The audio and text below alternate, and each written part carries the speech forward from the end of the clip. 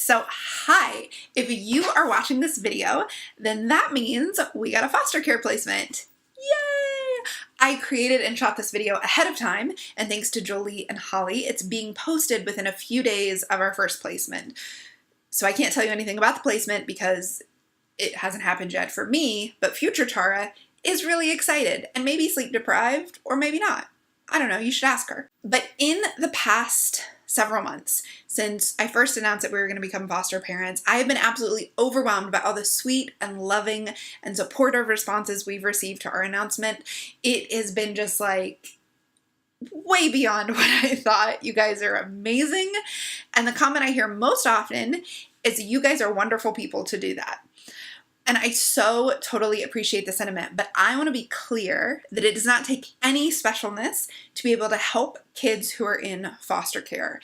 Everyone can do something to help foster children, and I'm going to give you a lot of ideas in this video of how. So that's what this video is all about, is how you can help foster children, and if you want, how you can help us. So you can do something in your own community, or you can support me and Jay. There's a million different options, and I'm going to cover a lot of different options in this video. The full transcript and list, I'm going to ask Holly and Jolie to post it with this video when this video is posted, but it is also over on my site, taraswagger.com. If you go to the blog or podcast tab, you will see this video at the top and the whole description, the whole transcript with links to everything I mention under it. So if the links aren't here, wherever you're watching, go to taraswagger.com/blog. You'll find them there.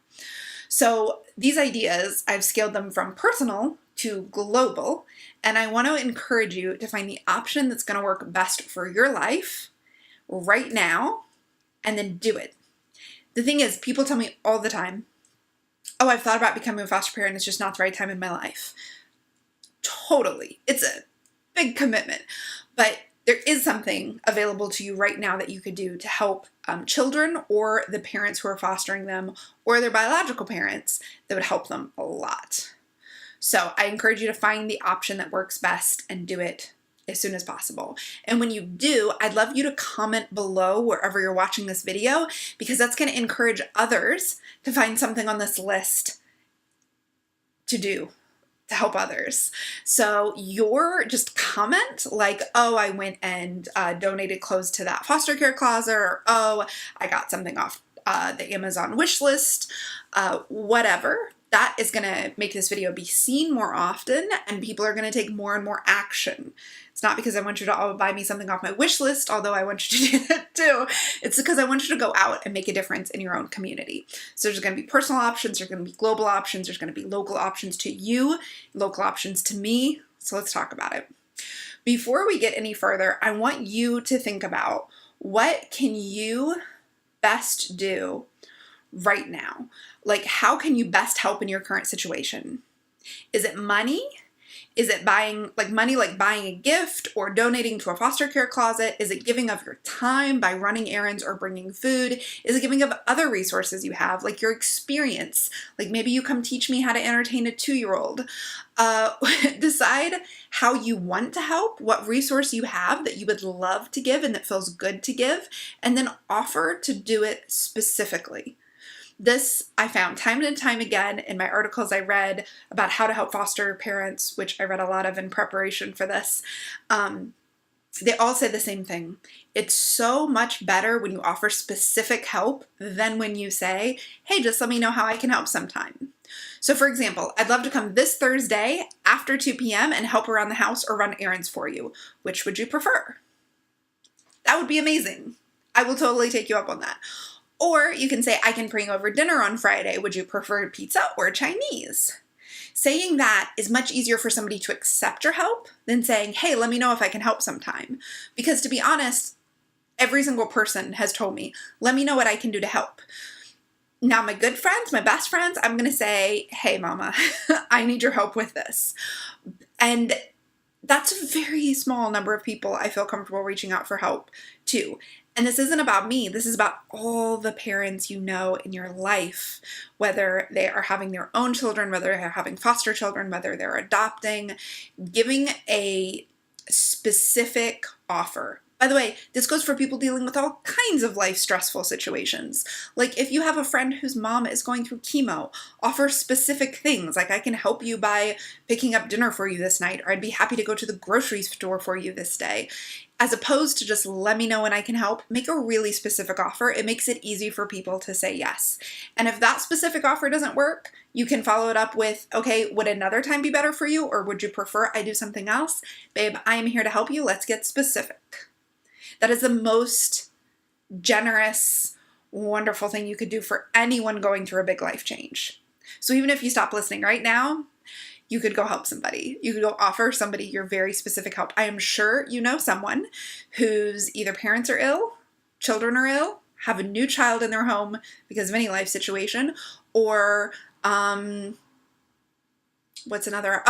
Somebody's going through major medical long-term stuff. You can go and help. Also, mental illness. If you know your friend is struggling with low mood or anxious feelings, make a specific offer and go and help her. Now, here are specific things you can do that you can offer me and you can offer other people.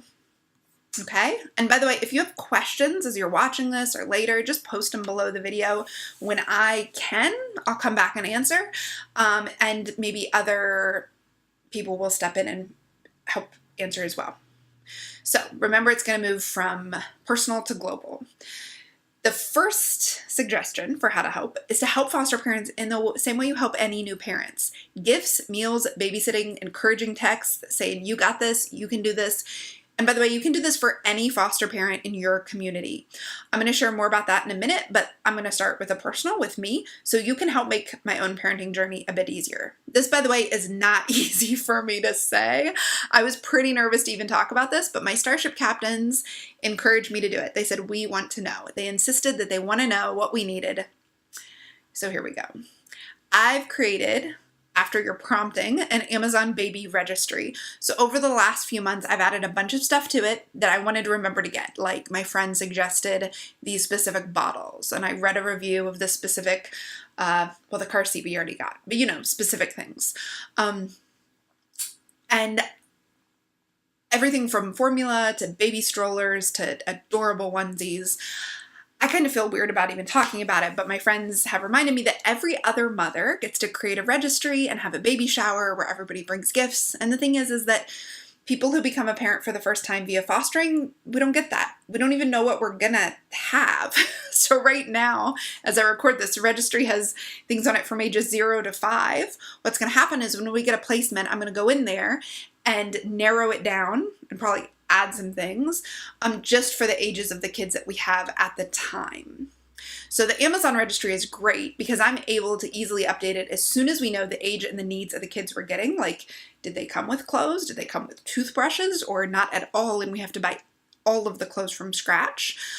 So by the time you watch this video, it's going to be updated with what we need right now. I'll link to it below the video so you can go. It's got what we need right now. And you're able to see, what's awesome about Amazon is you're able to see what's been bought and what remains. So when you looked at baby registry, there'll be a little number over the side. It'll say like bought 0 out of 1 or 1 out of 1. So if it's been bought, it's been bought. And Amazon will ship it right to my house. So you don't have to worry about shipping. You don't have to worry about what my address is. I don't have to share my address with the whole internet. You don't even have to futz with it. You can just go and pick and buy. So it's linked up below this video. If you'd like to help us welcome our new members to the family, feel free to go and send a gift from it. I would be so freaking honored.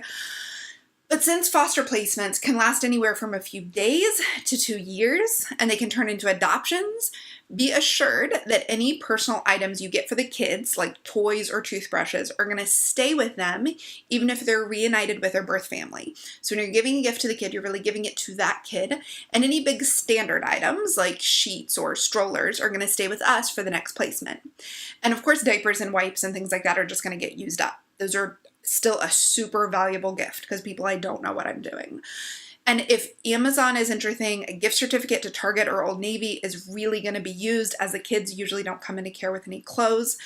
And because we don't know the ages of the kids we're getting or the gender, we haven't bought anything ahead of time. I literally have one onesie, and that's for a 12-month-old. So we'll see.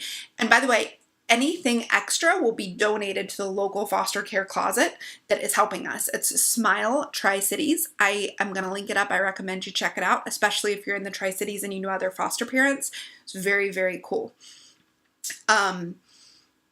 I want to point out the reason why I said Old Navy or Target is because those are 2 stores I have in my town. Don't assume that's a store you have in your town, I have in my town, because I live in a smaller town. We don't have access to some of the better places. So Target or Old Navy. I cannot even tell you how much I would appreciate that. So that's A. B, you can also help us like you'd help any friends or family member who had a family by making our lives easier. If you live locally, feel free to text me to bring over dinner, coffee, chocolate. I mean, you just can't bring over enough chocolate. We're vegetarians, but it's super easy to feed us. There's good frozen or hot dinner options at Earth Fare. We eat at the Mexican place, Chinese restaurants, or just bring a veggie pizza from scratch. That's only going to make sense to like the tiny percentage of people who are watching this in Johnson City. Seriously, if you just bring me a pound of coffee, you're going to be my best friend forever.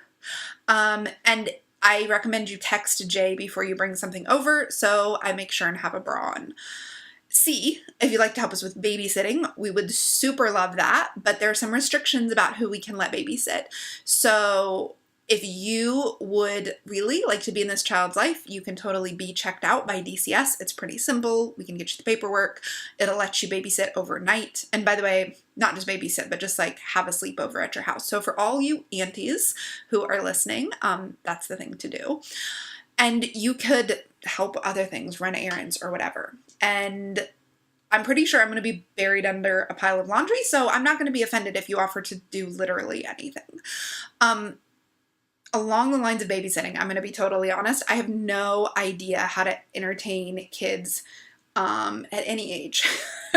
It's been like 18 years since my youngest brother was a 1-year-old. So if you have kids around the same age, please send me your ideas for books, activities, whatever. This doesn't just go for local people. This is for everywhere. Tell me how you entertain a kid the age of what my kid's placement is. I will be posting that as soon as I can. I'm starting at scratch with no ideas of what these kids are interested in or familiar with. It's not like you with your birth children, you got to watch them grow up and you saw what interested them, what didn't. So any physical activity that doesn't require a new purchase is going to be really helpful. You can leave them in the comments below. Like, I have a 4-year-old and they love doing this. Seriously, even if you think, well, she should know that. Like, don't assume. And if you live nearby, please text me for a play date. Even if we've never hung out before, just like say, hey, let's have a play date. I need something. So I'm mostly staying off Facebook Messenger, just so you know. I use it a lot for my business. It has a lot of customer stuff in there, so I'm not going to be looking at it as much during parental leave. You can send a text to my phone or to Jay's. You can leave a comment below. Me or Jay will see it and exchange phone numbers.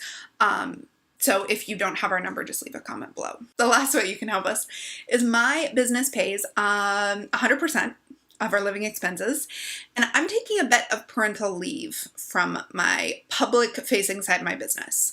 So I'll just skip the long explanation about what I'm going to be doing. I'll be back in the Starship, still be helping my essential oil customers, but I have a lot of systems set up to keep the free public-facing side of my business, like the podcast and the Instagram, going, and I'm not worried at all. The way my systems are set up in my business, nothing should change. I'm not worried. You should not worry for me. If you're a mom or an aunt, don't worry about us. But if you like my work and you've benefited from it, the best way you can help us is by sharing it. So share the podcast. It's Explore Your Enthusiasm. If it helps you, share it. Take a screenshot. If you use Instagram stories, share it there. Share it on your regular Instagram, your Facebook. Link it up when you like a podcast episode. There's over 230 episodes, so there's something for anyone with a small business or just a woman in search of doing what she wants with her life. You can also share my book. It's Map Your Business. It's available on Amazon. Buy it on Amazon. It's not available on my website anymore because I can't handle shipping on top of new parenthood. It's called Map Your Business. If you just search Tara Spiger, you'll find it, and my other book, Market Yourself. Better yet, better than sharing is leaving a review of the podcast or leaving a review on Amazon of my book. If you've bought it, leave a review there. If you listen to my podcast, go on to iTunes, leave a review, comment on my YouTube. All of those things helps other people find it, and that will help my business long term. Of course, if you don't own my book yet, go buy it. So the second idea for helping foster parents and foster children is to help others. So all of the above ways that I talked about are ways you can help me, because I know a lot of you are here because you want to know how to help me, but most of you aren't near enough to come over and bring me my favorite Chinese dish. You're not close enough to come over and watch my kids while I take a shower, but there are parents near you who need the exact same support. So I want to give you some tangible ways that you can help them even if you don't know who they are yet. So A, help individual foster families. You can ask at your church or your community groups if there are foster families in your community. Not if there are, there definitely are. If you're not sure, if you don't belong to a community organization or a church who can fill you in, call DCS. It might be called something else in your town. It's Department of Child Services here in Tennessee. Other places it's called Child Protective Services. Call them up and say, I want to help foster care families. What can I do? And they'll give you some suggestions without giving out any personal information. Once you identify a foster family, do what you do for any new mom. Bring meals, offer to babysit, schedule play dates. Do it in the way I suggested at the top of the video where you make a specific suggestion of what you'll do. Offer to bring new age-appropriate toys, underwear, clothes. A lot of people get hand-me-downs, which is awesome, but kids want to know that they're valued and that their stuff really belongs to them. So bring them something new. B, you can search for local foster care closets to donate to or volunteer at. Just search foster care closet your town, all in quotes, and that'll tell you the ones near you. The ones near me are Isaiah 117 house, Isaiah 11:7 or 117 house, which provides a temporary place for kids to go until foster placement is found. So a lot of times when kids are brought into care, they're just stuck waiting at the DCS office or in the car with the social worker before a foster care placement is found. Isaiah House lets kids come and stay in a real home until placement's found. You can find it at facebook.com/Isaiah117 house. All one word.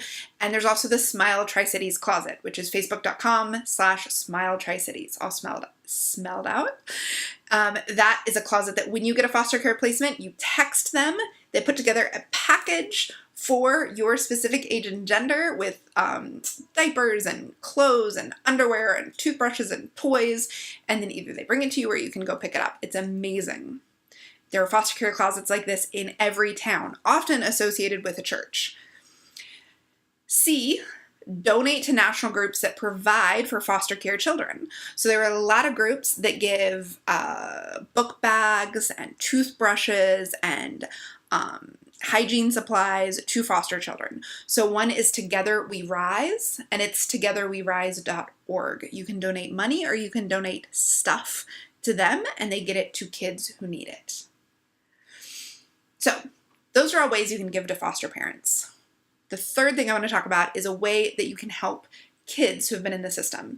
So number 3, mentor a kid who recently aged out of foster care. There is a huge need for the children who, if they haven't been adopted, but they've been in foster care up until they're 18, when they age out, the system just drops them.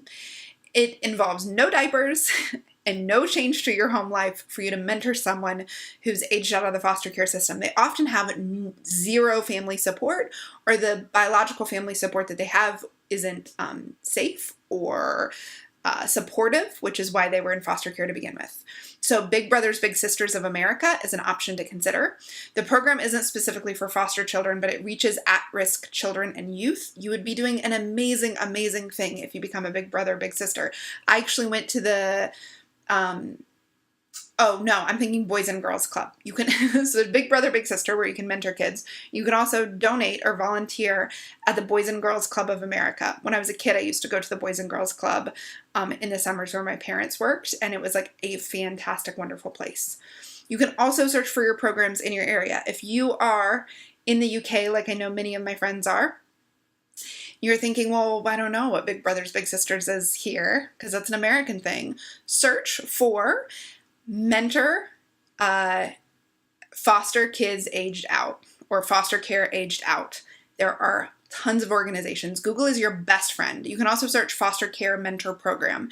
And all you're going to do is just be a stable person in the life of a child who might not have had much stability. For suggestion, this is a bit more investment, but extremely, extremely important. You can become a CASA. So CASA is Court Appointed Special Advocate. You become a legal advocate, you don't have to be a lawyer, whose sole intent is to advocate for the needs of a foster child in court. So in all the countries, the justice system for the foster care system is real janky. It's messed up.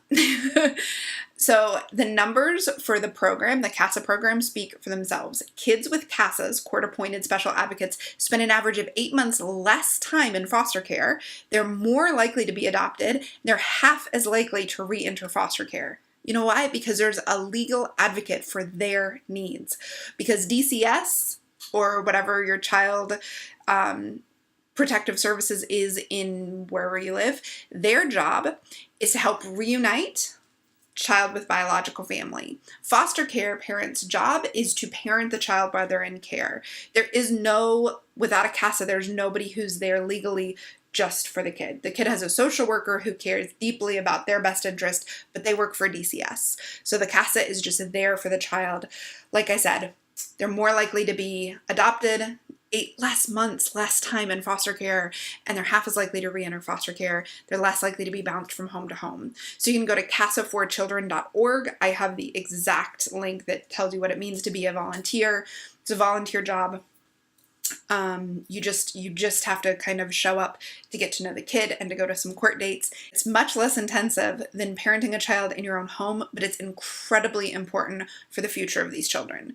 They have this in other countries. You just need to look up court-appointed special advocate for foster care. You're going to have it. In the States, it's casaforchildren.org. The fifth option is a little more intense. That's become licensed as a foster parent. So here's the thing. You don't have to be a full-time foster parent to become licensed. You can be any level of foster parent.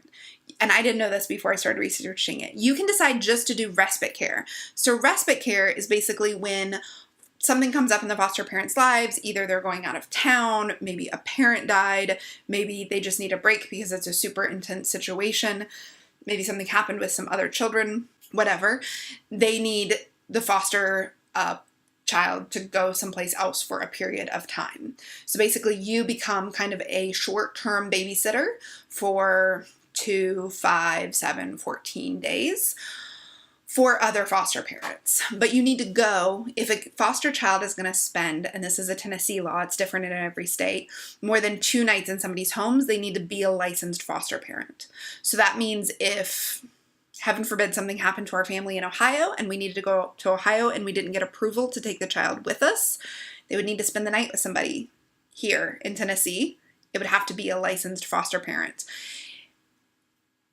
You are giving foster parents so much rest and like peace of mind if you wonderful people who are watching, become respite parents, because I know you're excellent, excellent parents and loving people. So you can also choose what kind of foster parent you want to be. You can take only newborns, or you can choose to take only 17-year-olds. You can choose to only take 1 kid at a time, or you can choose to take huge sibling groups. You can choose to adopt, or you can choose to be a foster-only home, which means that the kids who come to you, who end up going through the process and being available for adoption, are found an adoptive home, and you parent them during the foster care process. Any of those options, whether it's just respite care and maybe you watch kids for just a week at a time while something's going on in the foster home, or you decide to go the full everything, any option is going to serve kids who need help. There's no shame for doing any of the options. And frankly, if you know me and you became a respite foster care parent, it would be awesome because I would know the person who I'm leaving my child with, which I would really enjoy, as would all of your other friends. So do look into that. So I also have 2 blog posts to share that other people have written, or that is on Foster the Family, about ways that you can help support other foster parents. So like I said, this went from personal, helping me, to like a lot of investment on your end, like becoming a respite a foster parent. I hope that this helped give you ideas for what you could do, how you could get involved. It's hard for me to ask for help or to mention my Amazon wish list, but you guys told me you wanted to hear about that. So I hope that this was helpful. I hope if you're watching this video, it helped you figure out how you can help me, how you can help other foster parents. Like I said, I hear a lot that we're amazing for doing what we're doing, but the thing is, hundreds of people are doing what we're doing, hundreds of thousands of people. And there's still such a shortage of foster parents. Here's the thing.